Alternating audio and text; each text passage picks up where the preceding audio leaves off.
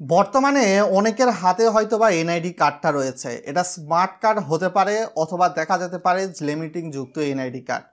NID card থাকলেই কি আপনি ভোট দিতে পারবেন নাকি পারবেন না? বর্তমান সময়ে নির্বাচন কমিশন থেকে এই বিষয়টা ইতিমধ্যে স্পষ্ট করা হয়েছে, কারা ভোট দিতে পারবে, কারা ভোট দিতে পারবে না। বর্তমান সময়ে চলে এসে 18 বা এর চেয়ে বেশি বয়সীদের যেমন এনআইডি প্রদান করা হচ্ছে, ঠিক সেম টু সেম 16 বা 17 বছর মানুষই যারা রয়েছে তারাও কিন্তু এই ভোটার হওয়ার জন্য আবেদন করতে পারতেছে এবং একটা নির্দিষ্ট সময় পর ছবি তোলার পরবর্তীতে তারাও কিন্তু একটা ভোটার কার্ড পাচ্ছে। সেটা লিমিটিং যুক্ত হোক বা স্মার্ট আইডি কার্ড হোক, যেটাই হোক না কেন। ইসির দেওয়া তথ্য মতে ইতিমধ্যে প্রায় 12 কোটি জনগণ কিন্তু ভোটার হয়েছে। তবে ভোটার হলেই কিন্তু ভোট দিতে পারবে না, এই বিষয়টাও কিন্তু স্পষ্ট।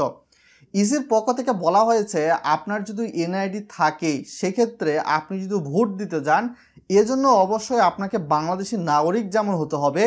সেকেন্ডলি চলে এসে যাদের জন্ম 2005 সালের 1 জানুয়ারি বা এর পূর্বে, অর্থাৎ বলতে পারেন 2004, 2000 হয়তো বা 1 এইরকম, 2005-এর পর 2006, 2007 এরকম কিন্তু হবে না। অর্থাৎ যাদের জন্ম 2005 সালে 1 জানুয়ারির পূর্বে, কথাটা শুনে নেবেন, এবং যাদের জন্ম 2005 সালের 1 জানুয়ারি, তারাই কিন্তু শুধুমাত্র এই যে আসন্ন নির্বাচনটা রয়েছে এই নির্বাচনে ভোট দিতে পারবেন।